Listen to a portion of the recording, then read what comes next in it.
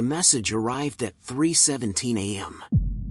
At first, it was just a faint anomaly, a whisper of numbers buried in the usual static of the universe. But as the computers adjusted, filtering out background radiation and cosmic interference, it became undeniable, a structured signal pulsing from the void. Dr. Elias Carter had seen countless false alarms in his 20 years as an astrophysicist. Random radio bursts, pulsar misreads, even satellite echoes. But this was different. The pattern repeated every 48 seconds, precise and deliberate. A signature of intelligence. It originated from Sector XR9, an uncharted region of space with no stars, no planets, no reason for anything to exist there. And yet, something was sending a message. Elias watched as the numbers resolved into coordinates, an exact location beyond the farthest known boundaries of the universe. "This isn't possible," he muttered. His team of researchers huddled around the terminal, their faces illuminated by the dim blue glow of the screen. "Maybe it's an artifact of some unknown celestial phenomenon," Dr. Patel suggested. "Or maybe," Elias countered, "someone, or something, wants to be found." The decision to investigate was made within hours. A mission was assembled, composed of top scientists, engineers, and exobiologists. They would board the Odyssey 3, an advanced deep space vessel equipped with experimental FTL capabilities. Their destination, the source of the impossible signal. As the ship prepared for launch, Elias couldn't shake the feeling that they were heading into something beyond human understanding. The message had found them. And now, they were answering.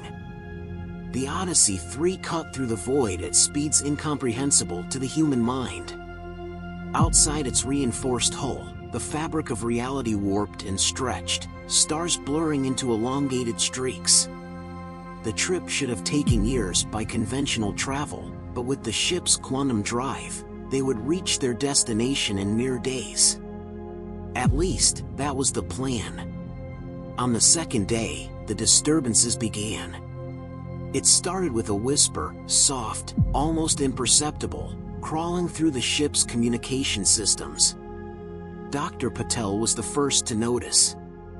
"I keep hearing something in the transmission logs," she said, brows furrowed. "Like voices under the static." Elias listened, but there was nothing but silence. Still, unease spread among the crew. By the third day, the dream started. Everyone had the same nightmare. A vast, endless tower stretching into a black sky, its surface writhing as if alive.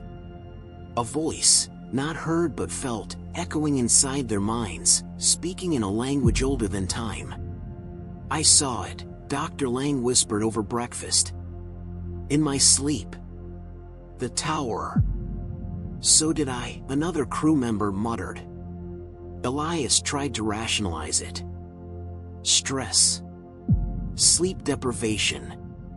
But deep down, he knew something was wrong. The closer they got to the signal, the more reality seemed to unravel. By the fifth day, they arrived at the source.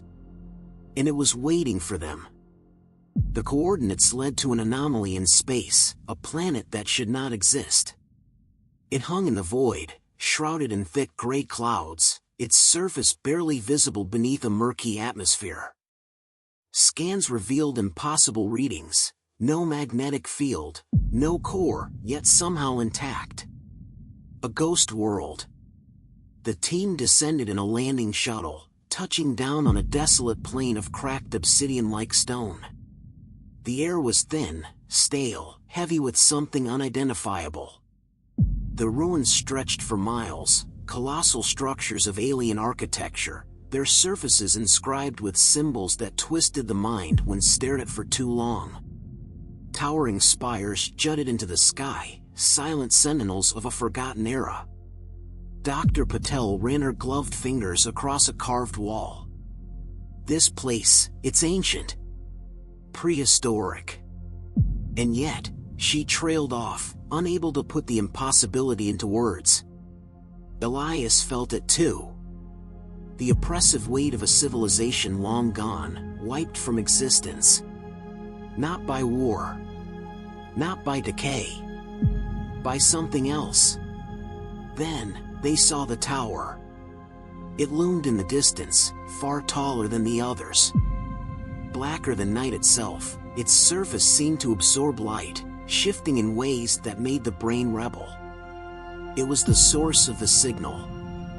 And something inside it was awake. The entrance yawned before them like the mouth of a void, deeper than their lights could penetrate. Elias stepped forward, pulse hammering in his ears. The air inside was colder, dead, lifeless. The walls pulsed faintly, as if the structure itself were breathing. "Jesus," Dr. Lang whispered, shining his light along the corridor. Strange, undulating patterns covered every surface, forming symbols that seemed to rearrange themselves when glanced at from different angles. They ventured deeper, their footsteps swallowed by an unnatural silence. Then, the first scream echoed through the chamber. Dr. Patel was gone. One moment she was beside them, the next, nothing. No trace. No sound of movement. Just gone. The panic set in fast. They scrambled back, scanning every shadow, every crevice, but there was no sign of her. As if she had never existed. Elias forced himself to breathe. "We keep moving. We find her." But the doubt gnawed at his mind. Had she been here at all? The deeper they went, the more the tower changed. The walls no longer seemed solid, they rippled, shifting like liquid. Shadows moved where there should be none. Then they found the chamber. It was vast, its ceiling lost in darkness. At the center stood a monolithic slab, covered in symbols that glowed faintly with a sickly blue light. And as they watched, the patterns shifted, forming images, scenes. A city, vibrant and alive. Then, a figure. Something vast, something watching. And then, nothing. The city was gone, erased, as if it had never been. Dr. Lang staggered back, voice trembling. They weren't destroyed. They were erased. Elias's blood ran cold. The transmission wasn't a message. It was a warning. And now, they had been seen. The team, already shaken by the inexplicable disappearances, tries to maintain control, but reality inside the tower begins to disintegrate. The walls shift when no one is looking, and whispers call out names they don't recognize, or worse, names of crewmates who are already gone. Elias starts questioning his own memory. Were they always just 4? Or were there more? The logs from Odyssey 3 are corrupted, as if those who vanished had never existed. As they navigate deeper, they discover a vast chamber covered in ancient, indecipherable symbols. At its center, a monolithic pedestal holds an object pulsating with a dim, unnatural glow. When Elias touches it, his mind is dragged into a vision, a void-like entity, a tear in existence itself, erasing entire civilizations as if they had never been. Then, Lang vanishes before their eyes. No sound. No resistance. 1 second he is there, the next, gone. Panic spreads. Are they truly disappearing, or were they never there to begin with? Something in the tower has awakened. The corridors distort, elongating and twisting impossibly, as if the structure is alive. Elias and the remaining crew try to retreat, but the exit is no longer where it should be. Time behaves erratically. In one moment, everything is frozen. In the next, they are being pulled through the hallways without moving. Then, Dr. Patel returns. But she is wrong. Her skin is too pale, her eyes hollow. When she speaks, it's not her voice, it's the transmission repeating, Signal 48. You were not meant to find us. Then, like dust in the wind, she vanishes.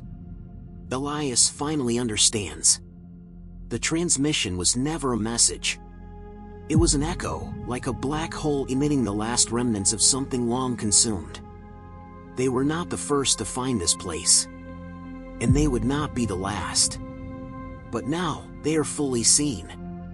And there is no way back. Elias and the last survivors run as the tower collapses and shifts, attempting to reach their ship. But something is wrong. The corridor between them and the Odyssey 3 stretches infinitely, even though the ship is right there. With each step, memories are stripped away. Elias fights to remember his own team's names. Did he have a family on Earth? Did he even exist before this moment? The thought is unbearable, but he pushes forward. When they finally reach the ship, the final horror awaits. The Odyssey 3 is there, but so are they. Distorted versions of themselves stare back from inside the cockpit, their faces twisted in fear, desperately trying to escape. Are they echoes of failed attempts? Or future versions of themselves, already trapped? The answer doesn't matter. As they hesitate, the shadows reach them. Elias' consciousness fractures. He no longer feels his body, only the vast, endless abyss. He is not dead, yet not alive. He is merely a thought, a whisper in the void. And then, the transmission begins again. Somewhere, in a distant part of the universe, another civilization receives Signal 48. A scientist wakes in the dead of night, staring at their screen, unable to believe what they're seeing. A pattern. A message. An invitation. Elias tries to scream. Tries to warn them. But he is nothing now. Only an echo. And the cycle begins again.